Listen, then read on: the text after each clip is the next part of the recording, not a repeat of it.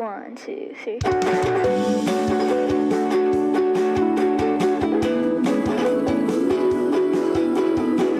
Well, this is Kyle Galaz with Poor2Pro Car Sales Training Podcast. Become a sales titan. I never get tired of saying that, and I never get tired of doing these one-on-one trainings sessions. I'm with Cristian. This is his third one-on-one training session. He's a regular here on the podcast, and you'll recognize him once you see him again. But Cristian, why don't you, and I know you've said this before, maybe just tell us about yourself, where you currently work, and then we can get into your session. Yeah, thanks, Kyle. It's always a pleasure to be on your podcast here and just keep learning. Yeah, I've come miles since the third podcast I think here, but I work at Wheaton Chevrolet in Regina, Saskatchewan. Been there for, if I count when I started until now, I've been there for about year and a half now. So about this time last year, I was actually leaving to go work at their sister store in Alberta, and decided I was better off here in Regina. So since coming back, and then even before I left, I've just done phenomenally at the store. It's a great group of managers, great group of people. Always has your problems. You can't get away from that at any dealership. But the amount of support that I get and just the reward from the effort that I put in is just unmatched from anywhere else I've been. That's very cool. And how do you feel like the training has helped you so far? Well, it's helped me almost immediately after the training, which is why, when I feel like I'm kind of slagging a little bit, I'm like, man, where am I lacking? And I kind of just take that time to reflect, and I go back, okay, like, what has Kyle said about this? I know he's talked about this, um, but like, what can I do? So I think it's just really an opportunity to get a refresher and maybe a new perspective. Because there's only so much. Like, my managers have great support. My one new car manager, Rob, he's just got a lot of experience. He's been in the car world for over 10 years. He's been a manager in this position for probably over a year now, just when I started there.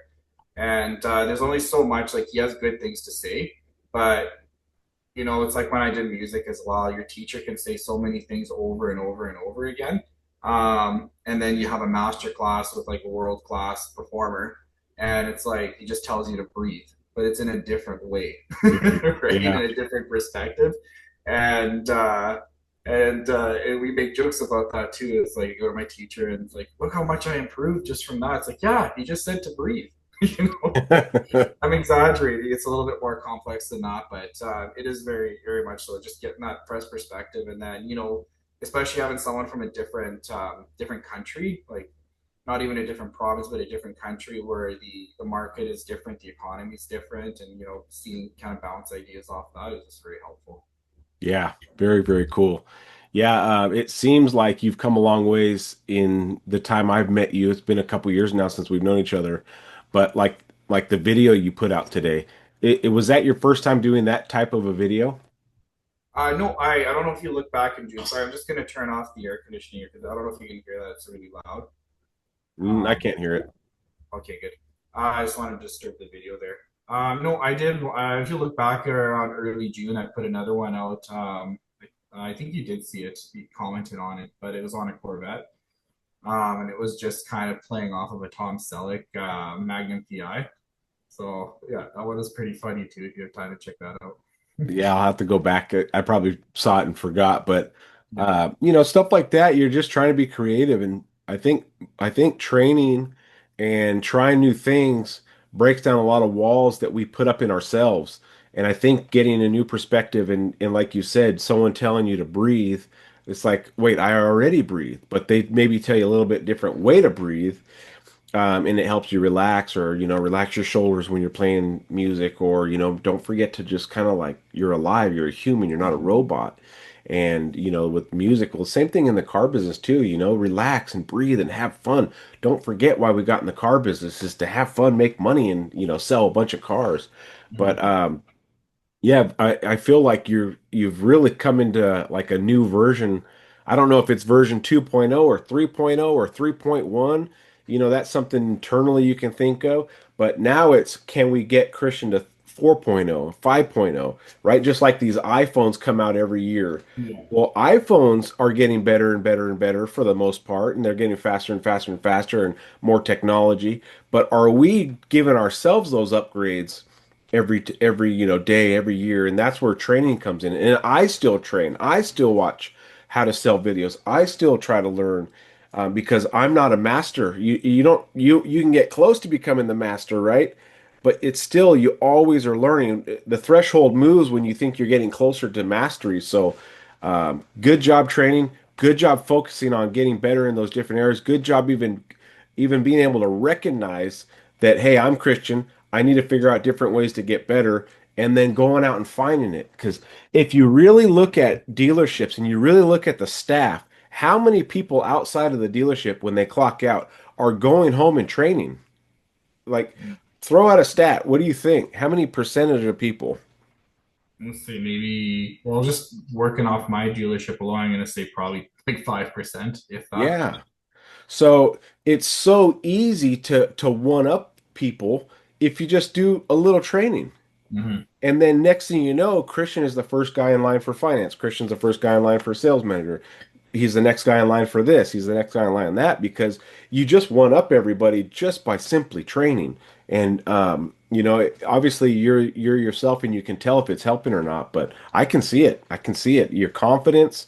That video that you put out today, you're very confident and having fun. And you know your product. And that's a man that's growing in the business, and loving the business and having fun in the business and feeling comfortable in their skin enough, kind of like you said, with the mustache and the height and all that. You're getting comfortable with yourself so you can have that confidence with your customers and it will pay off. Okay, so you have great topics. And going back to what you said about when that trainer guy, the master class, just said breathe, right? That is such a basic thing. So sometimes relearning the basics is better than trying to get super advanced. Like, Kyle, show me some of these advanced closes. Well, these advanced closes don't always work. They're not a general close. It's for that very specific customer with a very specific scenario, Yeah. these advanced clothes, but a general close can work a lot better. So I like your topics because you're going back to the basics. Let's retrain on the very fundamentals. Then you can expand on it. And the first one was setting appointments from e-leads and overcoming common objections. It's such a great one. So whether you use e-leads or VIN solutions or Reynolds and Reynolds, all these other e-lead systems or CRM systems, it's all the same. You get a customer on the phone or in an internet lead, and you're trying to get them in, right? Right. I mean, that's the whole point of it, whether it's e-leads or not. How do we get a customer in that has these objections like, oh, I was just shopping online. Oh, I didn't mean to put in a lead. Of course you meant to put in a lead. You don't Mhm. accidentally type your first, last name, email, and phone number. It's not, Yeah. they're saying that because they don't want to be bothered by a salesperson. They're Right. scared of buying a car. They're scared of showing you their credit. They're scared that they're upside down. They're timid that they don't, they, maybe they're timid that they're not professional enough to walk into a showroom. You never know what kind of anxiety and kind of insecurities a customer has, right? Right. I mean, how ti intimidating is it for you to walk into a really high-end watch store for the first time, right? You know you don't got enough money to buy any of those watches, but you want to at least look, Mhm. and then you're pleasantly surprised that, well, shoot, they do have some watches that are 200 bucks or 300 bucks. But you wouldn't know unless you actually went into the store, okay? Right. So let's put ourselves in the customer's shoes when they say like, "Oh, it was an accident. I didn't mean to put in a lead. I was just looking." We have to understand that those are excuses because they're scared. Customers are scared of a salesperson, the sales process, and the dealership because they have their own insecurities. Do they not make enough? Do they have to, the credit score sucks, all these things are going through their mind and they all filter down to I accidentally put in the lead. So it goes back to something that I preach all the time. You let it go in this ear and you let it go out that ear. No matter what a customer says, I accidentally put in lead, I did this, I did that. Okay, no problem. Yeah, no, no, no problem. Because the point of An internet lead, the point of a phone call is to get the customer in, no matter what they say. Objections, stuff like I'm buried, stuff like my credit's bad. Who the heck cares? I will care about those things, Mr. Customer, when you're in the showroom, right? My goal right now is to get you in my showroom, and then I'll deal with the upside down. I'll deal with the bad credit because I can overcome all that if the scenario is right and the bank approves us. So this is one of your things, and this is one you put a. Oh, I was just browsing. I don't think I'll be looking for a while. You know that's BS. Yep. Oh yeah. No, I know. I said it right there. I know they went on there for a reason. I gotta pry it out of you. Yeah. Exactly. I was just browsing. I don't think I'll be looking for a while. We've all heard that. Every salesperson has heard that. Well, I was just kind of poking around. I'm 6 months out. I'm this much out. No, you're not. You think you are. Mhm. You're making yourself believe that you are, but really you're kind of excited about possibly owning a new car.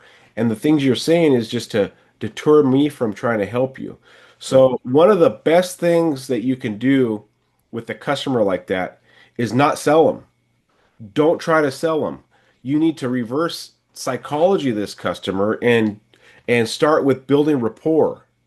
So when you get a customer that is very timid, they're just looking as accidental, say, no, no problem. Did you see anything on the website you liked? Right? Questions are your friend here. So what I would do with a customer that's timid and not giving you all the information, throwing these objections is there something on the website that caught your eye? Let's start with a question. Oh yeah, yeah. I was looking at this, but again, I'm not ready to buy. No, no, that's not a problem. A lot of times our customers start online, and they take their time. The reason Mhm. why we have a website is so you can shop with no pressure. This is why I like our website. You can shop with no pressure. You can find out some things that you want, and then you get to the point where you might have some questions, and that's where I come in. I'm your information guy, Mr. Customer, right?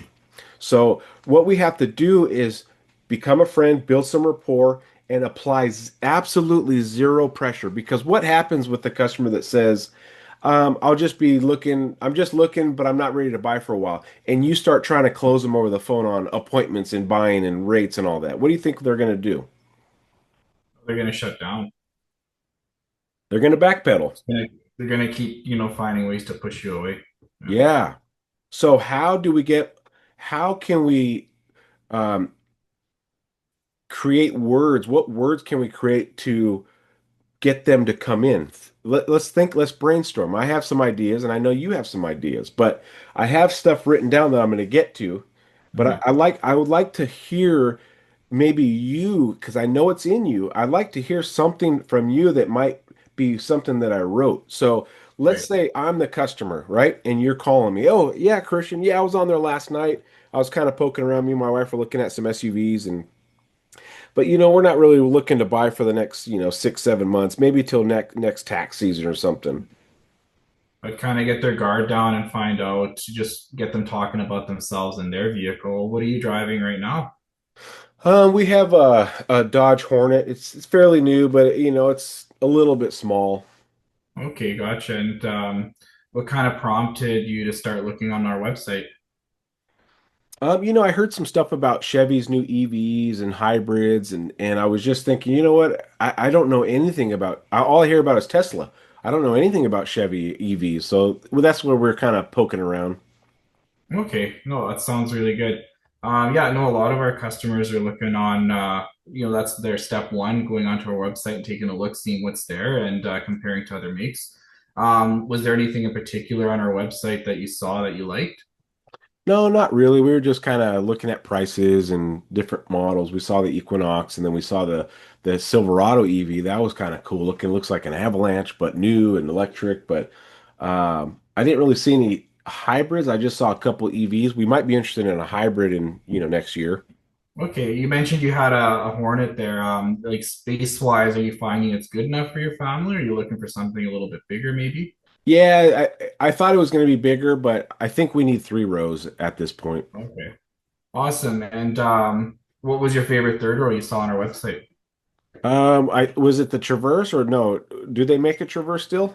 Yeah, most of the Traverses definitely are like our entry level third row SUV. A lot of my customers like it because they are like you. They're making that step up from a not as much of a family vehicle, a starter family vehicle, and into a growing family without actually having to jump into a V8 like a Tahoe or a Suburban, which can become intimidating. Yeah, we saw the price of the Tahoe was like 60 grand. The Traverse was in the Yeah, 40s. yeah, And yeah. I'm kind of fuel conscious, so V6 over a V8 because we're not towing anything. So we're thinking about that. But I really appreciate you calling, and when we're ready next year, I could reach out and maybe I come check them out. Yeah, absolutely. Like since you were looking at the Traverses, I don't get too many on the lot that often. We actually happen to have a couple right now that just came in off the truck. So no obligations to you, but if you're able to just come pop by, we can take a look at your Hornet. We can do an appraisal, and while you take a look at our Traverse, and just sit in it, make sure it fits your family, and you can kind of go from there. You can make your decision from there. Okay. Yeah. Okay. So great job on the whole entry part. We're building a friend. We're asking questions, right? Questions are your friend here. So Yeah. you asked about the Hornet. You asked, is it big enough? No, I need a three row. Okay, the Tahoe, this is a little expensive. So we had some small talk, right? Mhm. We had some small talk. Now, when you detected of me saying, well, yeah, I'll get back with you, right? Mhm. Did you see you switched over to, okay, now I gotta try to save this phone call. Yeah, I don't want to sound desperate, but I want to try and set an appointment here. Yeah. Yeah. So instantly when you heard that verbiage of, okay, we'll reach out to you, your sales brain I'm knew to click, packing. you knew to click. You knew to click Yeah, over. Okay. yeah, The customer is trying to cut me off the phone now. That's why he went there. yeah. The customer had enough small talk and now he wants to like, okay, let's wrap this up. Okay. So what you can do in those moments when you start detecting it and you did good is like, hey, come check it out is things that you can say, and maybe you want to write this down. How about you come in and let's just make it an information visit? Mhm. Let's do an information visit. No, you're not buying the car. You can say stuff like this. You're not buying the car. I'm not selling you the car. It's simply an information visit. Do you think that verbiage would lower their guard? I think so because there's no expectations. No. But the key to this, no matter what you say on the phone, the key is to get them in. When you get them in, then you can apply the sales pressure, the techniques, the closes, the get your manager involved, the special, deal of the day. But Right. but with a customer that's timid and, saying stuff like, "Oh, I just kind of poking around, I'm waiting for next year," you have to apply different guerrilla warfare, different tactics. So you can say, Mhm. hey, how about we do this? How about you come in and let's just make it an information visit? You're not buying it. I'm not selling it. Simply check it out because what I don't want you to do is invest a lot of time checking out the Traverse online, getting your hopes up about it, and then your family doesn't even fit in it. Mhm. Or you find out, no, I think I do want to go to a Tahoe. How about we just do an information visit? I'm not selling it to you. You're not buying it. Let's just Mhm. take a look. How about you come in and have a cup of coffee with me and we'll take a look. A lot of times, too, Mr. Customer, when you're looking at the Traverse, there may be something next to it that you're like, I didn't even know that existed. When Yep. did Chevy start making that? And that might actually work better. And another thing, too, is surfing online is great, but you can't see the dimensions. You can't see how it actually feels and sits, and Yeah. is the seat even comfortable? You can't And put that's your what, car seat in there. yeah, the car seat. Do your kids like it? Does your wife like it? Sometimes they look great online. You see them in person and they're hideous looking, right? Remember the old Pontiac Aztec, Yeah. right? That thing was ugly online and it's ugly in person. So I'm building some rapport. I'm having some fun, and I'm Mhm. trying to lower his guard so low that he goes, "Yeah, you know what? We'll stop by. That sounds cool." Yeah. And then if you still get some pushback, I would say stuff like this, like, "Hey, where you're not sounding desperate, but you're still sounding professional. My window from noon to 4 is open. Like there, I don't have an appointment. I would love to meet you in person and get to spend a little bit of time with you. So Mhm. you can give them this like window, or from 5 to close, I have nothing really going on. I would love to meet you. And you're trying to just box them into something, some sort of a commitment. Oh yeah, my wife gets off at 5:30. I guess we could head over around 6:30. But the key here, Christian, is being genuine and just having a normal conversation and not sounding like a robot, right? Because the salesman that's trying too hard, right, on the phone gets the pushback. The salesman that doesn't have a good fluid conversation doesn't get the appointment. And the Right. guy that doesn't know how to ask the right question doesn't get the right appointment or say the right things. Yeah. So stuff like, why don't you just come down and have a cup of coffee with me or I'll buy you a soda. And we'll just make it an information visit. And if you want to buy it, you can, but you know what? How about we don't buy it today, we don't sell it today, we just look at it. You know what? Mhm. That's fair.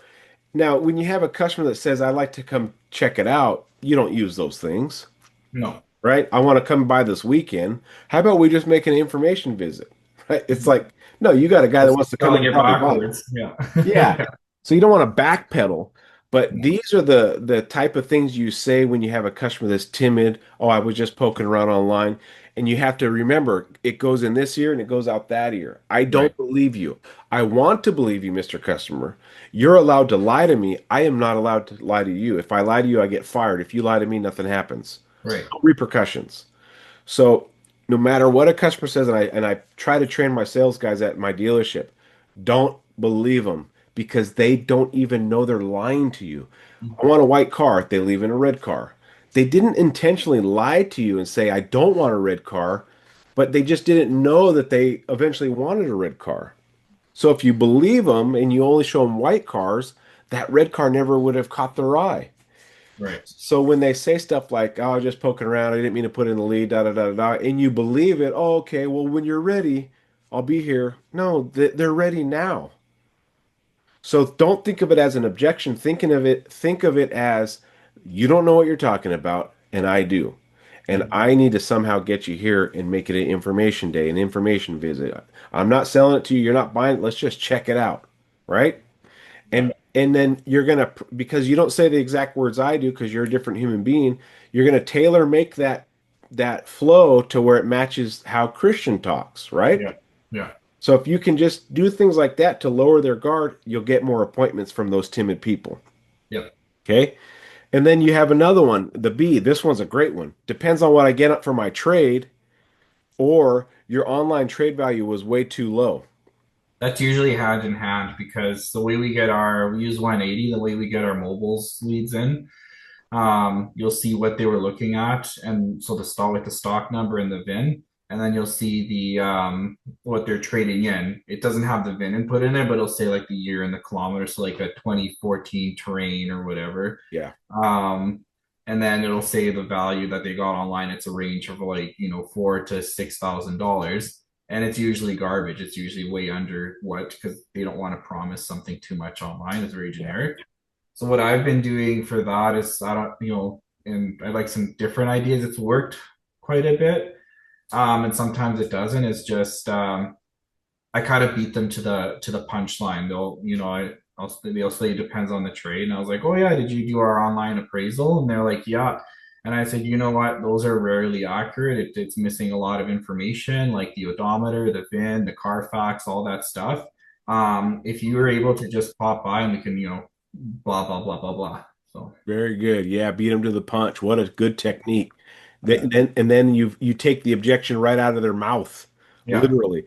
So what I would do when I was a salesman, which man, I haven't been a salesman since October of 2018. So wow, some of this stuff is fading, right? It's been a long time since I've been a yeah, salesman. 7 years. Yeah. And but I'm glad that it's getting documented because through the podcast, because I can re-listen to some like, oh my gosh, I forgot I used to do that. Mhm. But the biggest thing I used to do when customers would say that is I would 100% agree with them. And that you want to take a customer out of their game, agree with them on something Yeah, because they're waiting for a fight.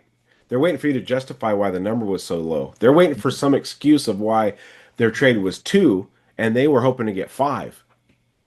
It's have you ever given a trade appraisal and the customer jumped for joy? never. Never. So we always know no matter what number you give, no matter what website number that is, they're not happy. So I learned a technique of just agreeing with them. So when they say, "Yeah, I was on your site and man, the trade value was so low." I know. I can't stand our website when it does those numbers. It's always too low. They're going to be like, "What the heck? You're agreeing with me?" Now you took them out of their game. Now they're on unfamiliar territory, and now you can use some skill to get them in and show them how to do it. So this is what I have written down, and then we can kind of tweak it. So write this one down. You're going to always agree with them. Hmm. Always agree with them. No matter what trade number they say or they say it's too low, always agree with them. I even tell my salespeople, if they say their trade they thought it was worth 15, agree with them. I agree with you. I think it's worth 15 because then the salesman's not the bad guy, Right. right? And then the salesman can come back to me and I can come over there and say, "Hey, I understand you wanted 15 and I would love to give you 15, but here are the reasons why I can't give you 15. It needs tires, it needs this, it has a crack in the windshield." And so if I take your 15, Mr. Customer, and I start deducting the things I have to do, plus the detail, plus the safety inspection, plus the fluids, I'm at my 12. Hmm. Then they can justify, but I'm the bad guy. The salesman still says a good guy. So always agree with them. But Hmm. with the website, here's what I wrote, and then you can tweak it. It's always low online, right? I can't stand it. My manager is awesome with trade values.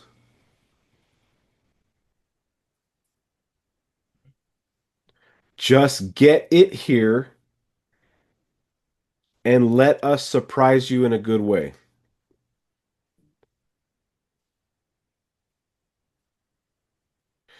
So after you agree with them, you can say it's always low online. I can't stand it. I can't stand the website. Okay. So you took them out of their own turf because they think you're going to battle them on trade. No, you agreed with them. Then you say it's always low online. I can't stand it. Makes customers upset. But my manager is awesome with trade-ins. But I need you to get it here so we can surprise you in a good way. Yeah. Okay, now it's like, oh, I have a guy who's on my side. I have a Hmm. manager who's going to step up. I have a car deal at that dealership if I get it there. Now, Mr. Customer, I know you want me to give you the big number over the phone or over the internet, but I can't. It's like buying a pair of shoes. You have to look at it and feel it and put your foot in it. Same thing for my manager. If you want the biggest number possible, he has to sit in it. He has to turn it on. He has to hear things. He has to look at things. And that's when we can surprise people when they actually bring it here. Okay? So you don't have to battle people on their trades. Just simply agree with them and then tell them, let us surprise you in a good way. Get it here. The reason why we have all these used cars on our lot is because people were happy with their trade-ins. If people weren't happy with their trade-ins, we would have zero used cars in stock. Okay? So do you know how many used cars you have in stock right now, roughly? Yep. We got about 50 to 60. Okay, 50 to 60. So 60 people last month loved their trade-ins, and that's why we have them. Let me make it 61. Just get in here. Okay. Hmm. So you can use your current inventory as an example that you give good trades. No one would have traded 60 vehicles in last month if the trade-in sucked Right. or if they just went off our website. Yeah. I agree with you. The website's terrible. Get it in here. Let us pleasantly surprise you with a good number, and then your vehicle can be one of our 60 first trade. Oh, Right. okay. But I got to get it here. If you emphasize it's got to be here, if you want the biggest number, then people will want to bring it in. That would work for me. Yep. If I agree with you, like let's see, let's use that fridge in the background, okay? How much was that fridge? I don't know. I rent it. Let's say it was 1,500 bucks. Okay, 1,500 bucks, right? You paid 1,500 bucks for it, and you went to my website and it's worth 500 bucks, and you're upset because you just bought it, okay? And you meet a salesman like me, and I'm saying, "Yeah, I know, Christian, I know the website's terrible. I bet it said what? It was something low. What did it say? What did it say it was worth? 600. 500 or 600 bucks. Yeah. I wish the website wouldn't put out those numbers. But my manager is awesome with fridges, especially that brand. He used to sell that brand. He knows that brand. He sees the value in that brand. How about we do this? Bring that fridge in and let my manager pleasantly surprise you. And case in point, the proof is in the pudding. We have 60 pre-owned vehicles or pre-owned fridges in stock because people were happy with their trade values. So don't believe the website. I wish they didn't do the website like that, but just get it here. Christian, I'll tell you what, if you don't like it, you don't have to buy our vehicle. You don't have to buy our new fridge. But if you do like it and you can't pass it up, then you can make a deal, right? Yeah, That works. that's fair. Yeah. Yeah. You agree with Christian, you agree with the guy. Yeah, that appraisal is terrible. And then you move forward for an appointment. You're building rapport, you're asking questions, you're agreeing with them. On the phone and on the internet is not time for going head to head. That time is this is to make them feel warm and fuzzy and get them in. Like Right. giving them that shot of tequila and now they're just like ah, or whatever Right. they you know what I Yeah. mean? Loosen them up a little. Yeah. Yeah. Then get them in and then use your sales techniques to close them. Right. Okay? The last verbiage I have for the website is our website is way too conservative on trades. Way too conservative. It's too scared to put a real number on it. My boss, he knows that brand. You can use that every time. My boss knows that brand really well. He sees the value in it. Just get it here. And you'll start seeing more people coming in for those trade appraisals. And guess what? You get them here. Let's say it's the same number. Let's say it's the same number, but now they're in front of you. Now you can apply stuff like this. Like, I know you're hoping to get more for your trade, but here's where I can save you money. I'm going to get every factory incentive possible to apply to this deal. I'm also going to save you a bunch on the interest rate. So yeah, your trade-in's not where you want it to be, but I might be able to save you thousands over here. So yeah, Right. you wanted a couple thousand over here. What if I found you 5,000 over here? Would you be okay with two and then five? Okay, yeah, let's see what we can do. In the end, it's a payment thing, Yep. but you got them there. Yep. Okay, topic two was the walk around. Tell me how your walk arounds are now. Um, Sometimes I can kind of, that's the thing. I need to be more consistent about it, I think, because I kind of feel the vibe of the customer. And if they really do want to um, be sold to, because some customers, they come there and they even said it to, oh, sell this to me. Like, I know nothing about it. Whereas others, they just want to get in and drive it. And others just want to sit in it, see how they fit. But I think that I just need to make it like one size fits all kind of a presentation where I start. Usually, when I do that, or like a typical walk around, I'll start at the outside of the vehicle. I'll point out certain accents, what separates like the RS from the Active and the Equinox, for instance, right? To kind of get them triggered on preference, and then they're usually eager to get in the vehicle, so I'll open up all the doors. Like in the tracks, one of the amazing things in that I'll show is like if I have a tall customer, I'll have them sit in the driver's seat. And I was like, "How tall are you?" They're like, "Oh, like 6'2". I was like, "Kate, well, you're comfortable in this spot. Come here, come sit in the back.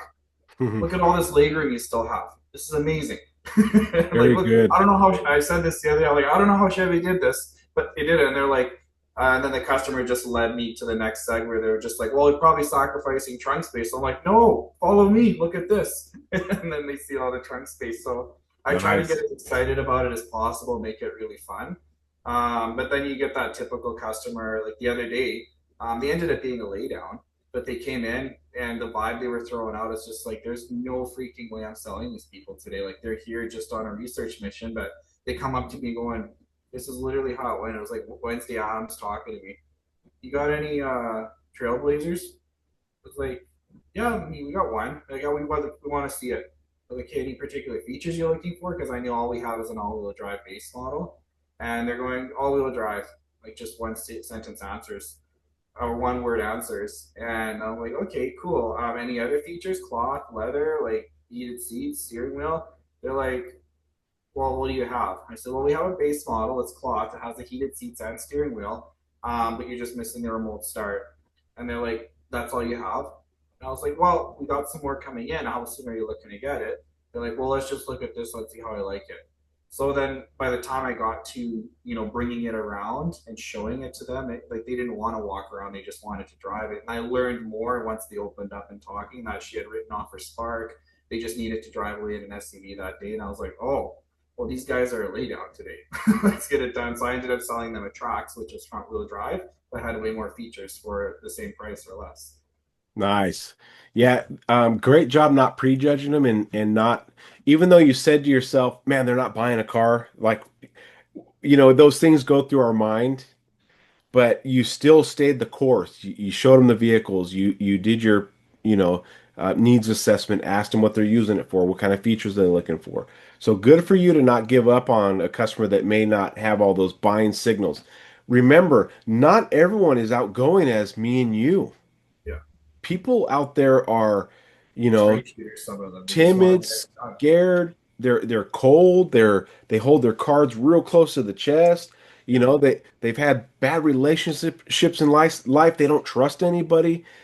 So sometimes when I meet a customer that is the polar opposite of me, I want to think, oh, they're not going to buy. But no, they're just different.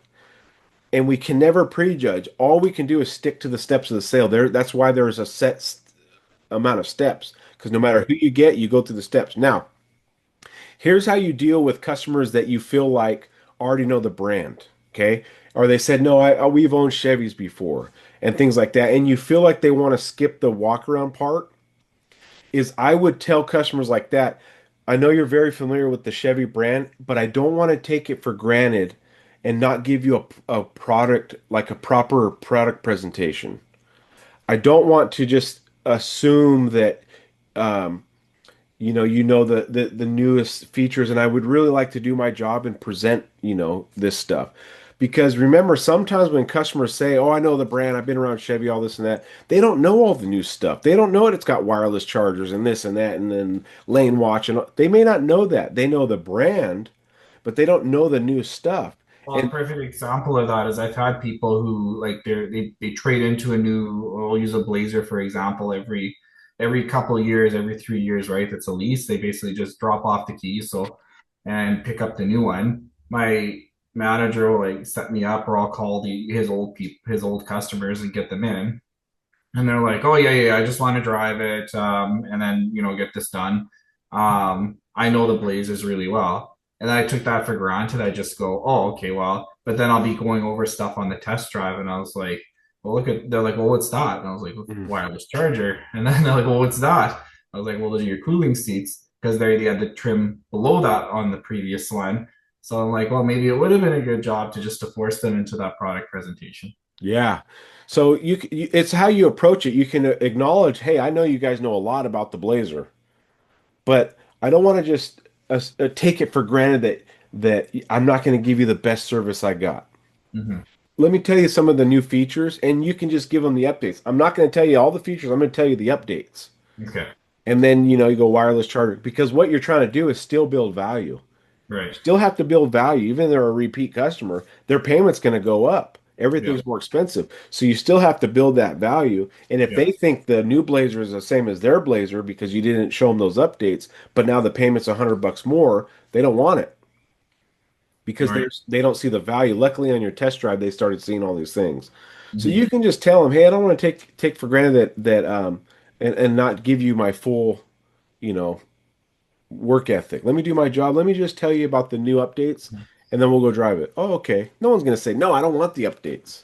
Let me Hmm. tell you some of the new features that the Chevy has in the Blazer. Let me tell you some of the new technologies they've put in the latest model. That goes back to do you know your product, of course, Right. which I know you do, like that ZR2 you're showing on the video today about the suspension. Let's say a guy had an old ZR2. Do you remember the old ZR2s? Oh yeah. They were nothing like these new ones. Oh, These new ones are like an off-road beast. Those hey, old Kyle, there's ZR2s. ZR2s?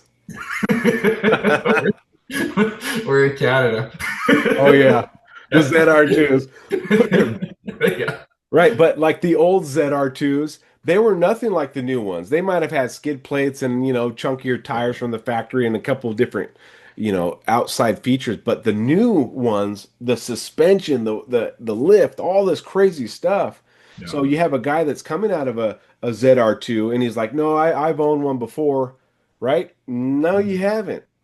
You Well, own. it's like the people that with the redesign of the Equinox, people come in with this, and I agree. This is a good example of agreeing with the customer. I was just like, oh, gross. So they'll come in. I want to upgrade my my terrain or whatever, my tracks, and I was just like, but I don't want an Equinox because they look terrible. And I was like, have you seen the new Equinoxes? They're like mini Tahoes. They're like mini terrain, mini trail Yeah. traverses, and they'll just they're going, what?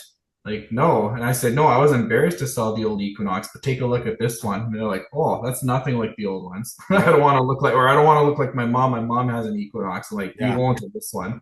Yeah. It's the power of agreeing with the customer because it Yeah. throws them off, but you agree Yeah. with them. Yeah, the old ones, I was embarrassed to sell them. They were hideous looking, but dude, check this out. Oh, okay. And they kind of, since you agree with them, you're aligned with them. Yeah. Um, but what were we talking about earlier? ZR2. And then, yeah, the updates, showing them the Oh yeah, updates. the updates, things like that. But I think I lost my train of thought a little bit. But with walkarounds, the things that what really helped me too is because a lot of salespeople will do this is they talk about stuff that doesn't apply to the customer. You have to customize your walk around to the customer. And the only way you can do that is through a needs assessment. What do you guys use your vehicles for? Do you guys go off road? Do you guys camp? Do you guys tow? How many kids, how many people are in the family? Do you have friends that come with your kids? Things like that. Um, do you plan on customizing it? Oh, you are going to lift this truck. Okay, here are some cool things. If you can get the right needs assessment, then when you do the walk around, it's exactly the talking points to the customer. And remember, we're in a scrolling society. So if you talk about horsepower too long, you're going to notice they start, seeing squirrels over here and That stuff. Burger King I'm smelling? Yeah. Yeah. Yeah. So now you have to customize the walk around to them, and then you need to hit the topics, but don't dive too deep unless they have a question. Right. So like the old feature action benefit. This is the feature, this is what it does, and this is how it benefits you. You got to go through those quickly.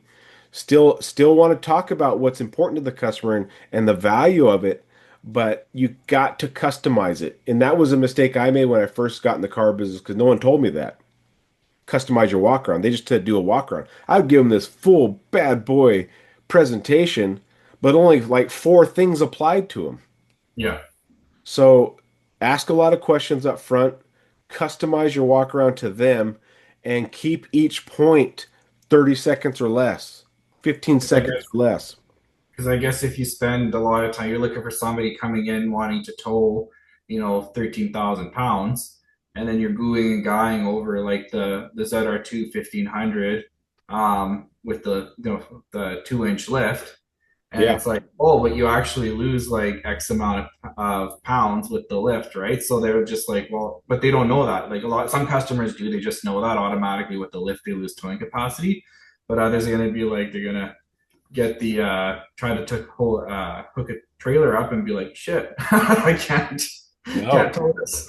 Exactly. So that's where the questions come in, and that's where needs assessment is very important. So if you want a good walk around, you have to do a great needs assessment Yeah. because a walk around presentation is different than an actual walk around. A presentation is, let me tell you about this car. It's like at an auto show. And the new Chevy Equinox has this, this, and this, and this, and this. Versus a walk around is like, hey, remember when you were saying that you go off road? That is why you want this truck. Remember when you were saying that you pull 15,000 pounds? This is why you need the Duramax. Mm-hmm. So it's a difference between a presentation and a walk around. Right. The reason why I say product presentation a lot is because some customers want a presentation. Like when you said customers say, I don't really know about it. Can you tell me about it? Mm-hmm. That's a presentation. Yeah. Or or you do a walk around, a customized walk around based on their needs. So keep the customers engaged. The way you keep them engaged is by having them open doors, pull the tailgate down. Don't just do everything for them. Hey, pull that tailgate down. See how light it is. Yeah, they have torsion bars built into the tailgate. So this tailgate's like 300 pounds, but lower it. Isn't that Now nice? see how many fingers you can use to just close it. I bet you can do it with one. Exactly. And then you got the multi, the Yeah. multi tailgate. Multi-flex tailgate. Yeah. Don't do it for them. Yeah. Hey, I want to show you this awesome tailgate. Push that button. That's how you keep customers engaged in a walk around. Let them push the buttons. Let them open the doors. Let them pop the hood. Can you pop the hood for me right there? Grab that. You start walking around the front, they pop the hood. They're engaged. You come up here and you knock on, you'll pop the hood and you start knocking on stuff and you say, hey, a lot of manufacturers use plastic. There's plastic everywhere on these huge engines. Check out Chevy. Knock right there, it's metal. Knock right there, it's metal. They still use powerful, strong materials. Boom, boom, boom, boom, boom. You're keeping them engaged, knocking on stuff, sitting them inside, shutting the door and talking. Can you hear me? You can't hear me? It's because we use double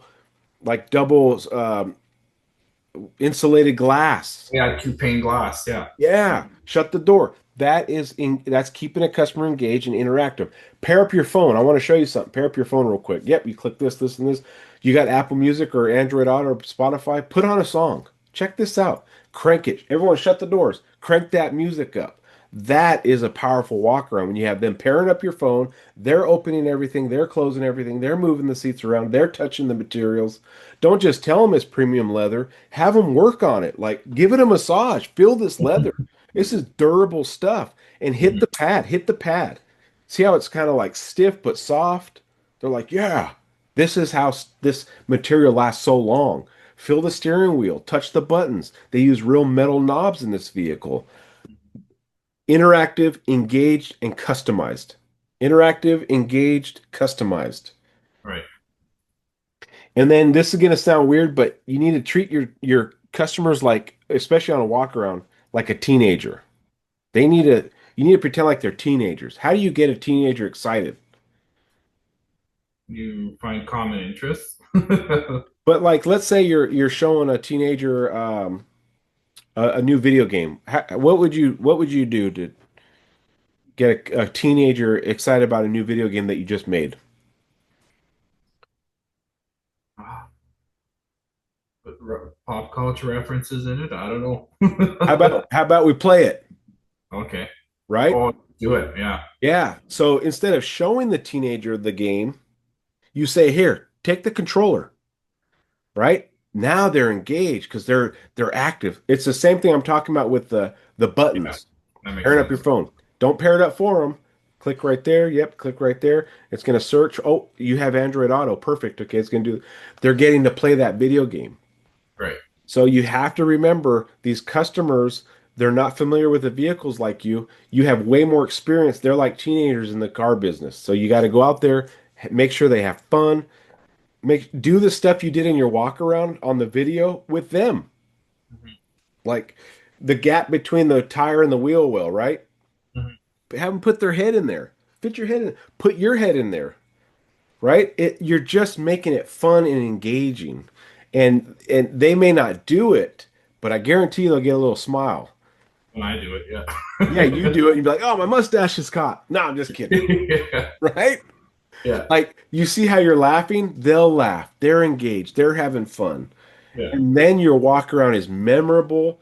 They've never had a walk around like that with another salesperson. They're engaged. They're the ones pushing the buttons. They're the ones that have the controller. Okay. Right.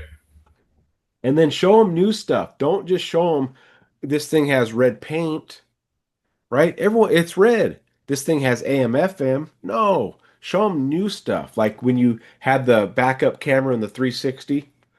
They may not have that in their previous car. You remember, questions are your friend. Does your car have the 360 camera? It doesn't. Let me show you how it works. Yeah. Get inside there, put it in reverse. I'm going to walk around your car, the car, and you're going to see me the entire time in the screen. Mhm. Engaged. They're taking ownership, things like that. Okay? All right. Any other questions in the walk around? Uh, no, so yeah, just make it customizable, but also kind of like a cookie cutter, but not cookie cutter. Yeah, so the cookie cutter part is I ask the questions, I Yeah. customize the walk around. That's cookie cutter. Never stray from that. I ask questions in my needs assessment and then I customize my walk around. Here's more cookie cutter. I make sure to have fun. I make sure the customer is engaged. Mhm. Those are the cookie cutter things. Now, the variance in that will change. Right. But the cookie cutter things is those pillars, those things I have to touch on. It's got to be customized, it's got to be fun, it's got to be engaging, it's got to be interactive. And I So, have to find a way to make them laugh and have fun and break loose a little bit. Because if you break loose in the walk around, then they're going to be more relaxed in the test drive. If they're right. more relaxed in the test drive, then they want to go work numbers. Right. So say I have two different customers, but they both need the same car. So like for argument's sake, they're looking at an Equinox, right? So one is more of a stylish, sporty driver, one's more of an adventure, outdoor driver, I guess. But they both want an Equinox with these features. Um, so that's kind of like the cookie cutter and the needs assessment, finding getting them to that one vehicle, or if they came in looking for that. And then customizing the walk around will be based on their different answers, I guess. Yeah. So, and then you can say stuff like this. This is stuff I used to use. This is why I love Chevy, right? This is your brand. This is why I love Chevy. They made one vehicle so good, it works for the adventure guy and it works for the sporty guy. It works for the adventure girl, it works for the sporty girl. So Mr. Customer, let's say you're the urban cowboy, right? You're always in town, you're businessman, things like that. But one day you want to have a vacation where it's like, I want to go get dirty. Mhm. This vehicle can do both. And so if you can start painting pictures like that for both sides, Right. this what's cool about this vehicle, Mr. Customer, this is the adventure guy, totally adventure vehicle. The AT4 does everything off-road. You can scratch it up, dent it up. It's the thing is so tough. But when you want to get cleaned up and maybe put on that suit and go on a date with the missus, right? Now you have this nice urban machine that's stylish and looks good. So you can customize it for both sides, lean more towards the adventure, but also don't go too heavy because Right. they may go to church on Sundays. They may do this on a thing. But yeah, you ask the questions, customize it. So like for instance, Christian, what is your favorite hobby or one of them? I know you love music. Yeah. Working out right now. Okay, working out. Okay. So people that work out generally have nice bodies, right? And people that have nice bodies usually want to look good because that's why they're working out. People Mhm. that look good like to drive a nice car because guess what? If you have this perfect physique and then you get out of a 1988 beater, it's not matching right. Mhm. Something's off. But you get out of this vehicle in your with a killer physique, everything matches. Your style matches, your physique matches, the car matches, and then you're kind of playing into their ego a little bit, the Right. workout ego. Man, Yeah. you look great, man. The car like this, it's like it works out too, right? But then I find out through my needs assessment that Christian also plays music, right? He's a musician. Mhm. Okay, so if I lean too heavy on the working out and looking good, I may forget his real passion, which is music. Yeah. What's cool about this vehicle too, and I know you love music, is not only can you fit all your instruments in it and your buddy's instruments fold on the seats, but the sound system in this thing is amazing. The Yeah. acoustics in this car are amazing. The sound, deadening's material is amazing. So not only can I focus on his working out and stylish and good looks, but I can also feed into his music and customize it. But I can't customize the walk around unless I ask questions like, "What's your favorite hobby?" Mhm. So we have to ask our customers questions that pertain to them, so we can build a case file to Yeah. sell them the car. Yeah. Right? Okay. We'll move on to the perfect test drive. So, what I determined was my perfect test drive, and this is different for other people, is I just had a set route. And Yeah. sometimes the customer would go the wrong way and we wouldn't Yeah. use my set route, but 90% of the time we went on my set route and I would take control.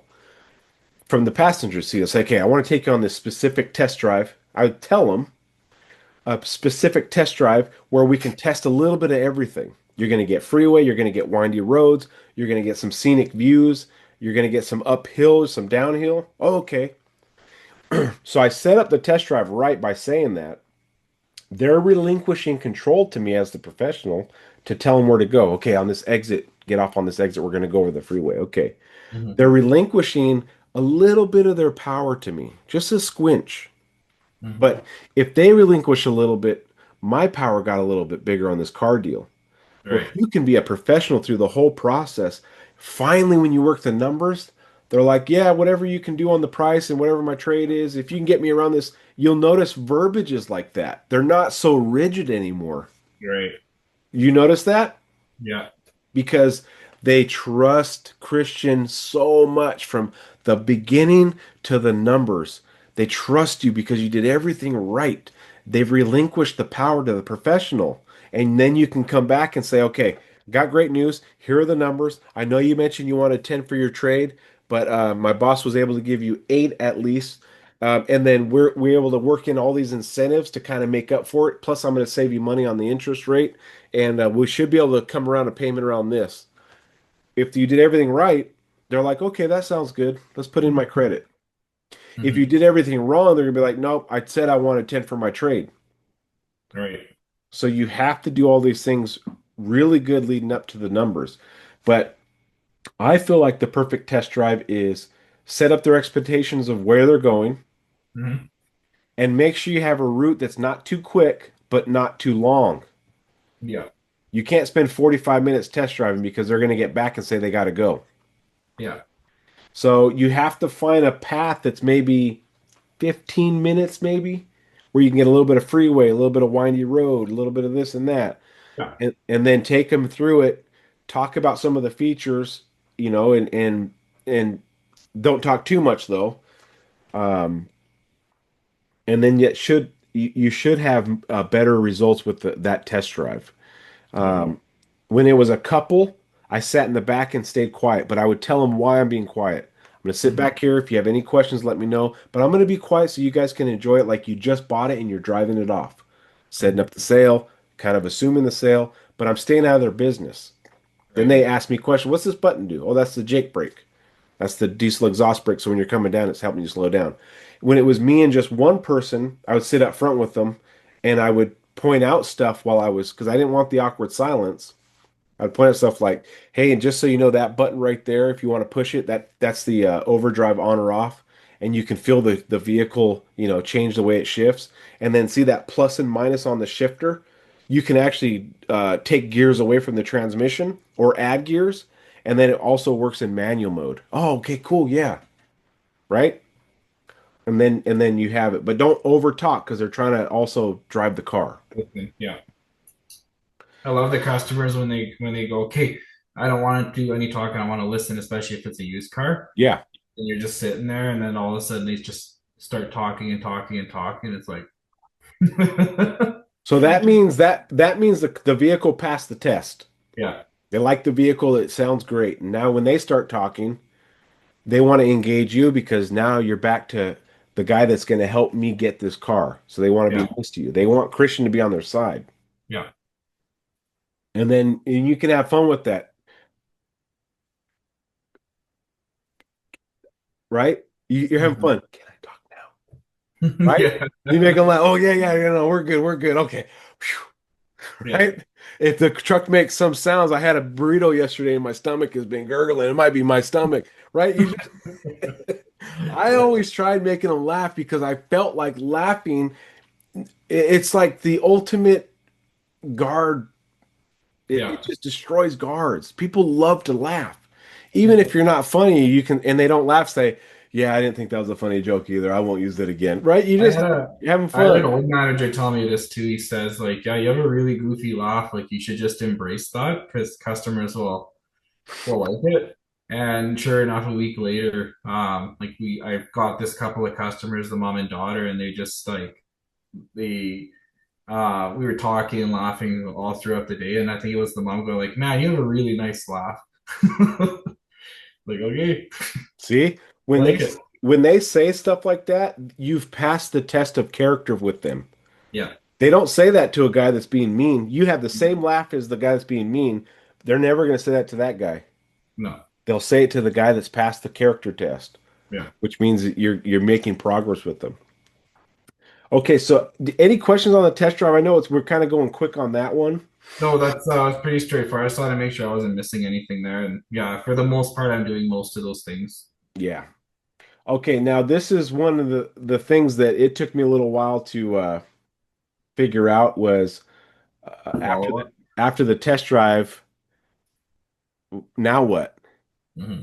Right? It's an awkward moment. It's really awkward when you haven't done a good job leading up to that point. Yeah. The more awkward that part feels after the test drive, but before you work the numbers, the more awkward it feels, the less of a good job you've done to that point. Hmm. So if you have t and you're going to know this, have you ever come back from a test drive and you don't have to say a thing, you just say follow me? Yeah. Yeah, it's because you did such a good job that they either brought up working numbers or you just said, "Yeah, come on in." And I'd say 90% of the time that's what it is coming back from a test drive. I feel that awkwardness, but I cut it off. I'm going, okay, well, we'll know one way or the other how they respond to this, and I'll just go follow me. Yeah. Follow me is like a trial close. Yeah. And if Okay, they so say, it is. well, we're not ready to work numbers, I said, no, that's fine. I'm just going to get you a little more information. I've always used the information close. I Yeah. didn't, that was something I just had to learn over time, but now I can share it with people. No, Yeah. no, no, no, we're not working numbers. Let me just get the rest of the information for you so that way you can make an educated decision if you want to move forward or not. Yeah. Oh, okay.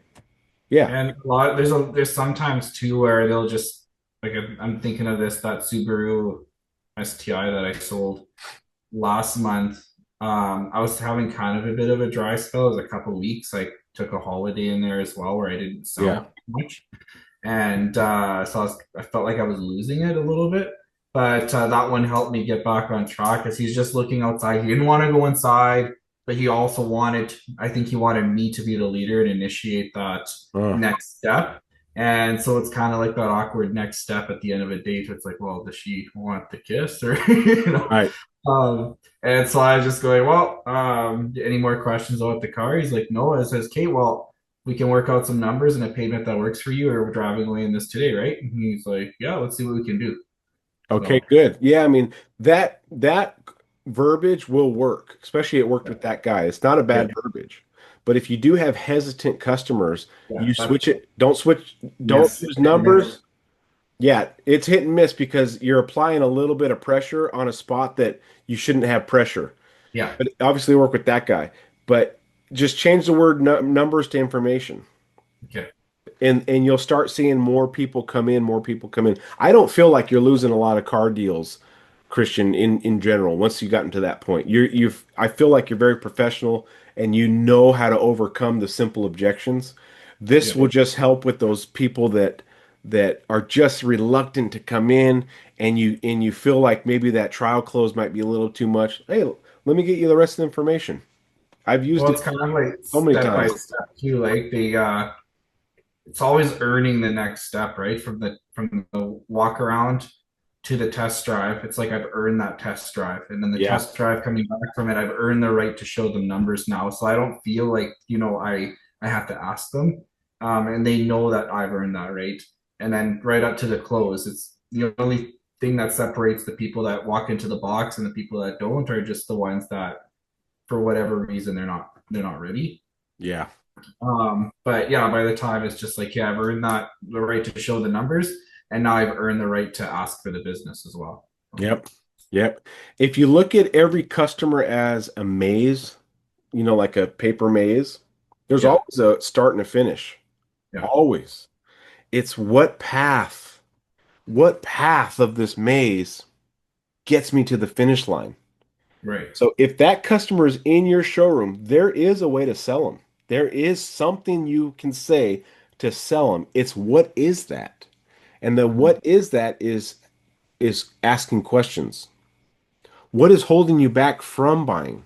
I know you mentioned that you're waiting, but what are you waiting for? Questions will help you with that because if you look at it as a maze, there is a path to a sale with every customer. It's Yeah. having enough guts to ask them, sometimes being direct. Why aren't you buying it today? Mhm. Was it me, the machine, or is it the money? Oh, it's the money. Okay, well, let me work on that for you, Yeah. right? Sometimes being direct will get you that stuff, but I've become a lot less reluctant on bringing out the elephant in the room too, Yeah. basically. Someone Um, has to bring it up. I'm not shy anymore. I'm going, okay, well, stop wasting my time. What are we doing today? Yeah. And you mentioned like the after the date, the kiss, right? Yeah. Do you remember being in like sixth grade and being super shy, or fifth grade or seventh grade, and you Oh had man, all the way up to 12th grade. Yeah. yeah, okay, you had a girlfriend in that time, right? Yeah. And she wanted to kiss you, you wanted to kiss her, but you guys were both too shy to make the move, so you guys just walk away, Yeah. right? So when you have a customer that wants to buy a car and you have a salesman that wants to sell a car, someone has to make the first move. Mhm. Otherwise, okay, we're going to think about it. Okay, call me later. Or you Yeah. say, come on inside, let me get you the rest of the information so you can make an educated decision on whether you want to move forward or not. And then you turn around and start walking and they follow you. Mhm. Okay? So getting them in after the test drive is only awkward if you didn't do enough leading up to it. And then replace numbers with information unless you have such great rapport and you can say, yeah, let's go work the numbers. I think you're buying this thing, right? If you got the great rapport, you can say numbers. Yeah. But if you don't and they're timid and they're, the I want to think about it, I want to make an educated decision, perfect. Let me give the rest of the information so you can make an educated decision. I do not want you to buy a vehicle unless you have all the information. That's what I can provide. That's my job, right? Right. If you don't like the information I gave you, you can tell me to pound sand. I'm okay with that. But I just want to do my job for you while you're here. Let me do my job so I can tell my boss I did everything I could to help those customers and they decided to buy or not. Let me leave it on the table for you. And people can't say no to that. Okay, fair enough. You're just Yeah. trying to do your job. Exactly. Make as much use of their time that they're there as you Yeah. can. I'm here for you, Mr. Customer, and I want to give you the rest of the information so you can decide if you want to buy or not. Right. How do you say no to that? You can't. It's very hard to, at least. Okay, topic 4 was follow up. Okay, so one of the things you said was, how can I keep following up without being annoying or sound desperate for a sale, but still create urgency and find out real objections on why they didn't buy while at my desk? That second portion is very important to this. You said why they didn't buy at my desk. So they were at your store. That was your opportunity to earn their business the right way, right? Through work ethic, through building rapport, through good clothes, through management's help, through incentives, all these things. Now they're at home, they've cooled down, and they're not really in that ether anymore. They're kind of over it. They tried shopping, they were unsuccessful at a few dealerships. You were the last one they went to, and now Christian's trying to save a deal. Literally, you're trying to save a deal, right? You got close, but there was something off. Right. In these scenarios, I found that just being direct and to the point is your best friend, because if you try saying like the desperate moves like you're talking about, you're just going to push them away farther. So I wrote something down.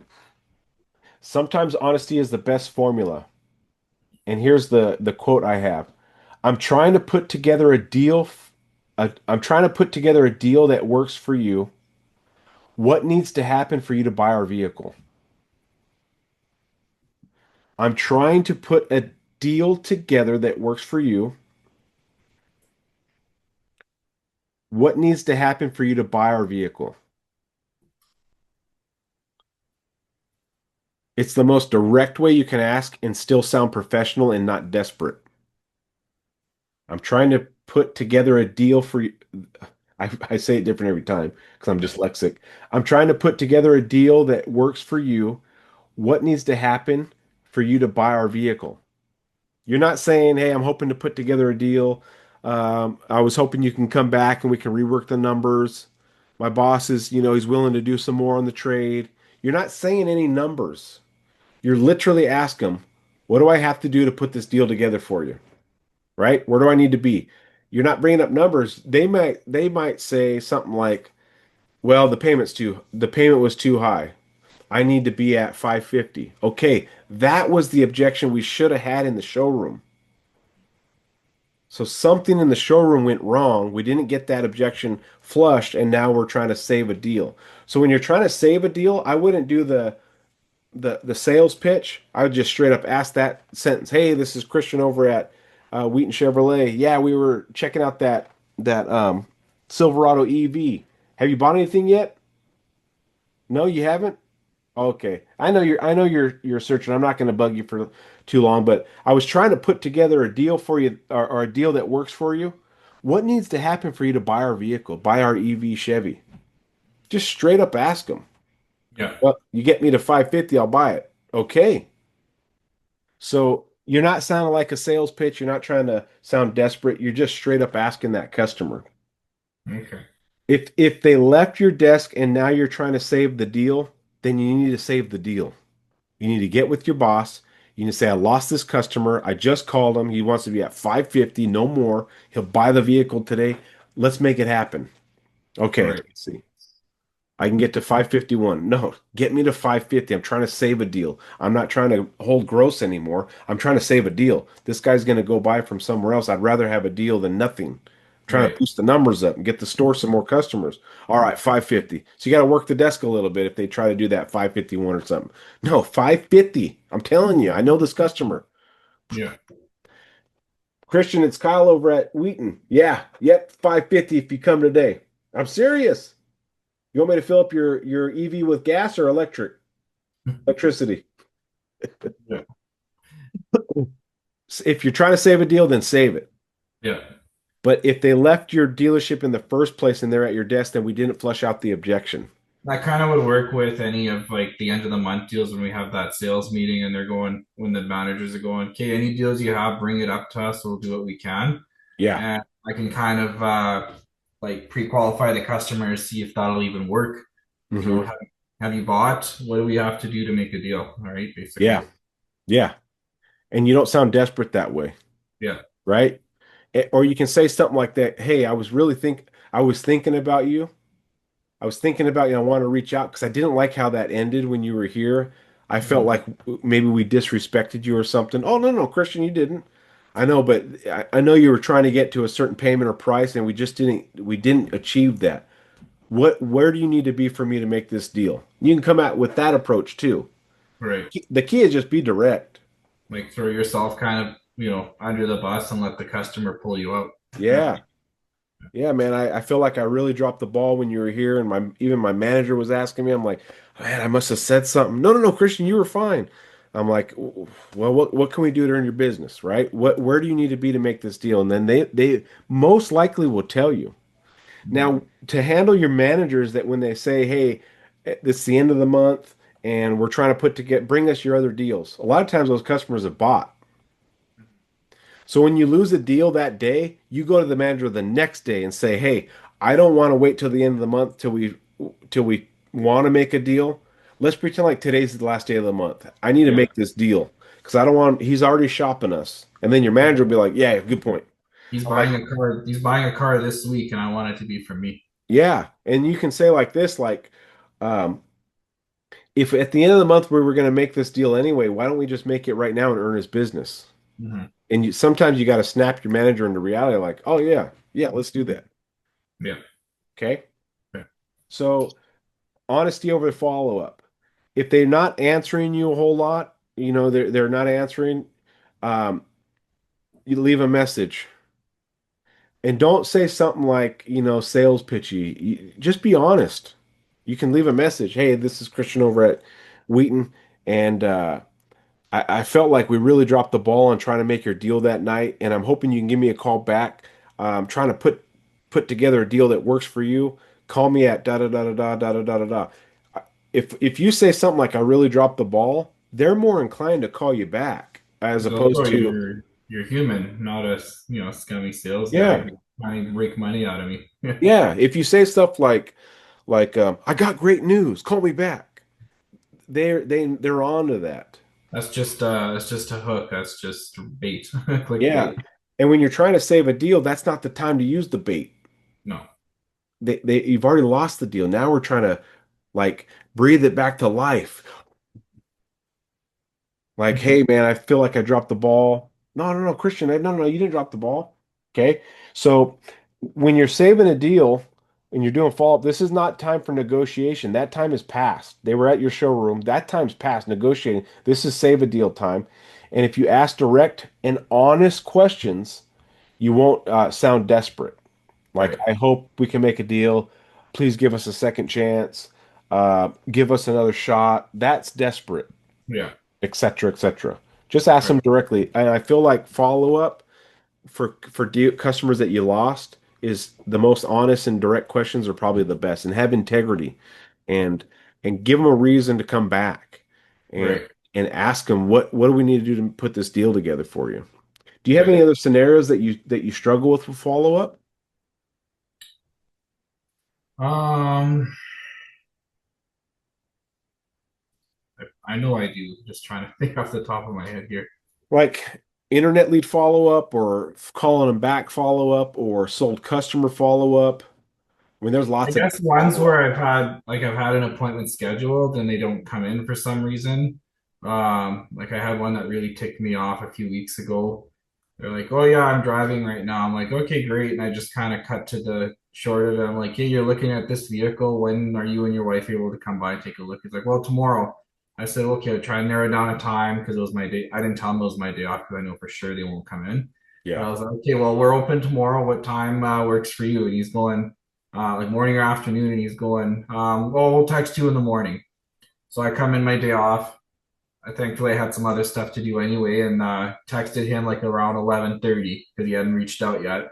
Like, and I called and no answer, and I said, "Hey, like, when are you guys still planning on coming in today?" And he texted me at 12:30, going, "Oh, sorry, yeah, just getting the day started now. We'll be there for 1:30." So I'm there till like 2 o'clock comes by, still not there, and text him again. He's like, "Oh yeah, sorry, the wife had can't come today. We had something come up. Sorry." And I just felt kind of petty. I'm going, "Okay, well, thanks for letting me know. I can carry on with the rest of the day now." Yeah. But then he like call, text, no answer either way. And then today I finally just sent like a little question mark.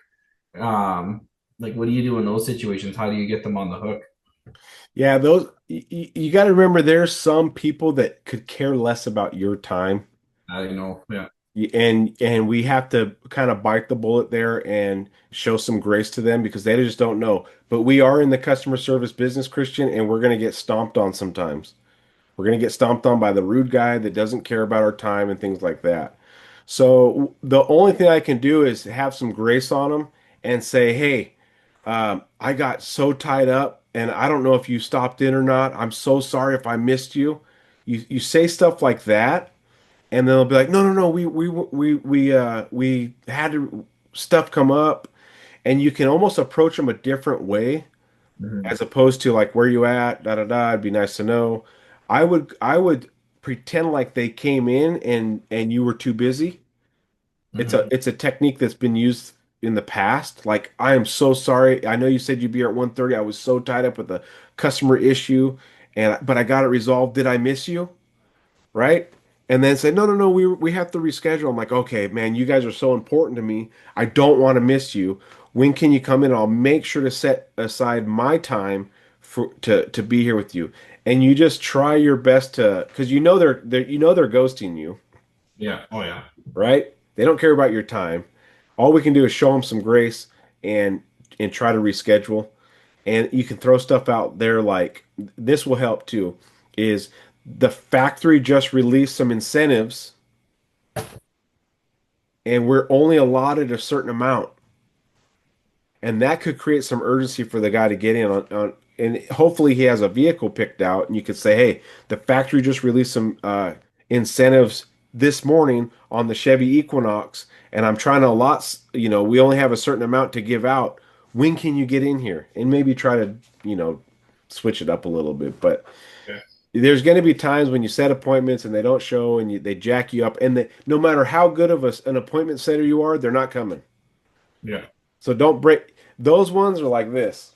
Yeah, it's whatever. If they come, they come. If they But at the come, they same time, come. like the way our follow-ups work is if I leave him dead and just like mark him no future follow-up, and he decides to walk in one day, being the jerk that he is, Yeah. just walks up to any salesperson, then I've done all this follow-up and they get a deal. So Right. I guess I can just keep saying, I just to being honest to my word, being, yep, no, I keep following up. I got a future follow-up date set, and Yeah. I have records of that follow-up too. And switch over when you have customers like that, switch over from trying to get the appointment to when you know they're ghosting you a couple times, switch over to information. Hey, new factory incentives just came out, just letting you know that the payments on this vehicle you're looking at on a lease is 299. Switch over to that follow-up.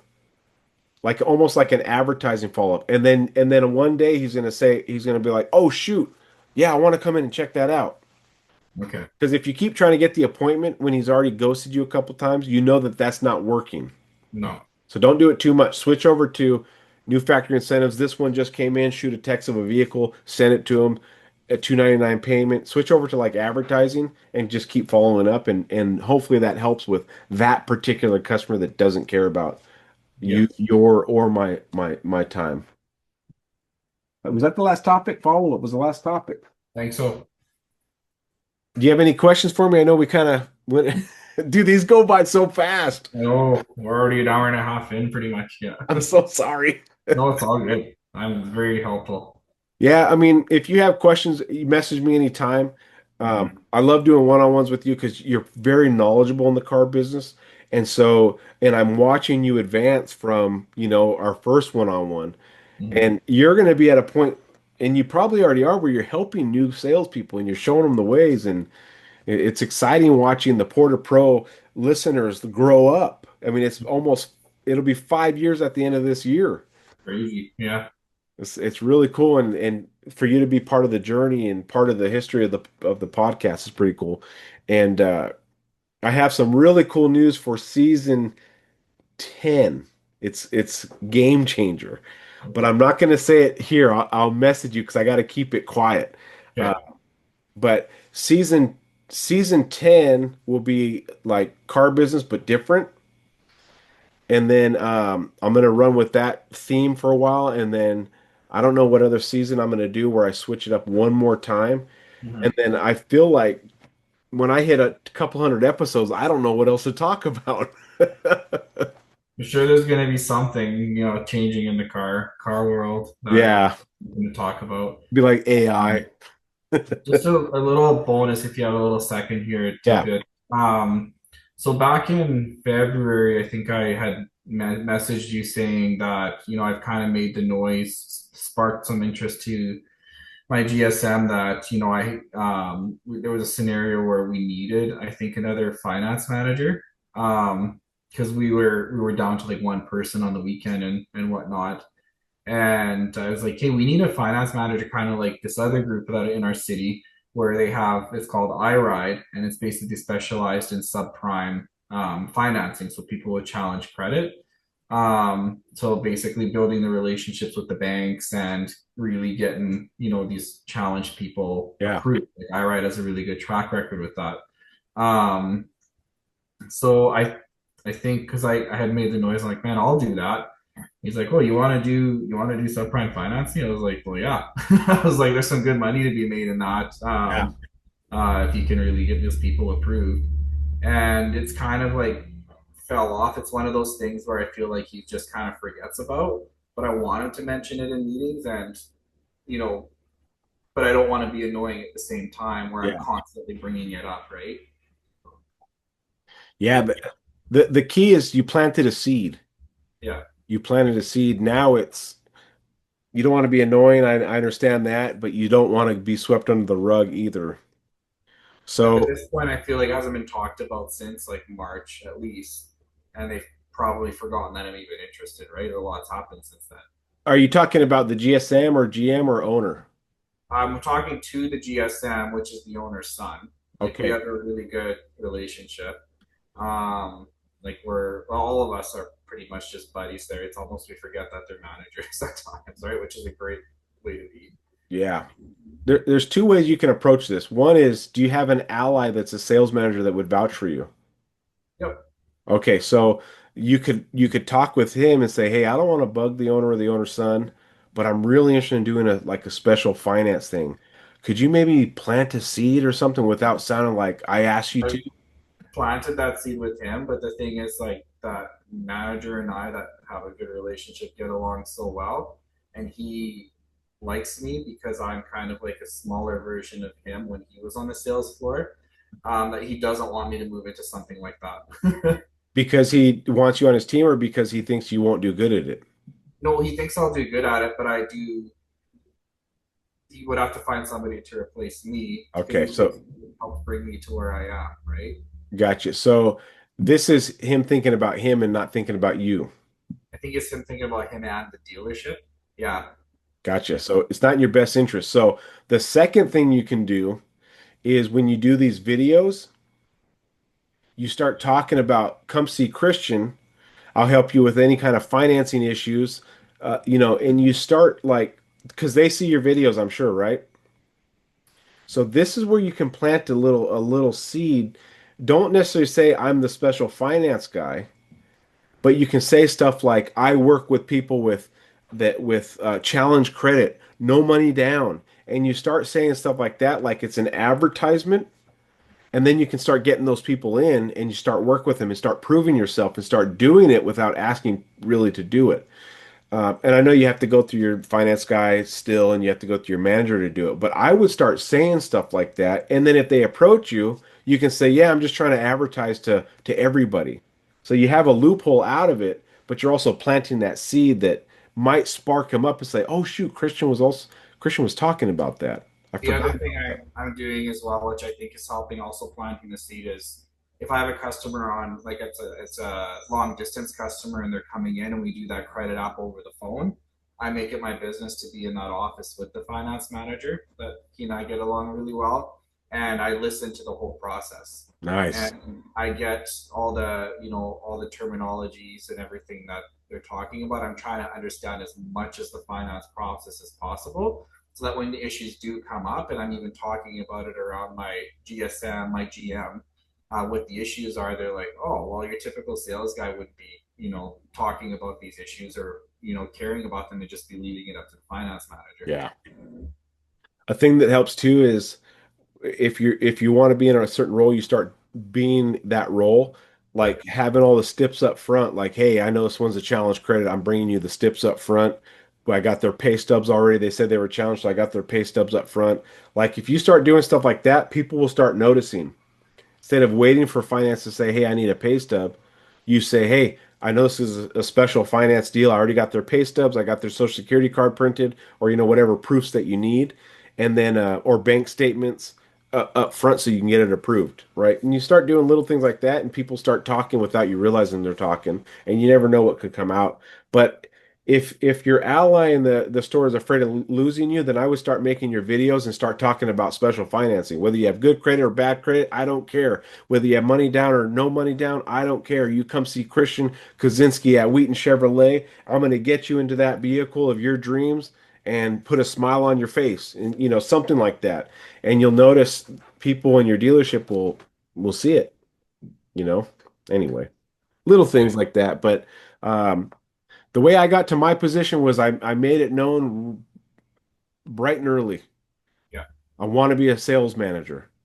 I want to lead the team. I want to train. And then they brought it up a couple times and it is the same answer. So just make sure it's also our job to make sure they know I want to go to that position, you know? So squeaky wheel gets the grease, but you don't want to be too squeaky because they'll cut the wheel off. So Exactly.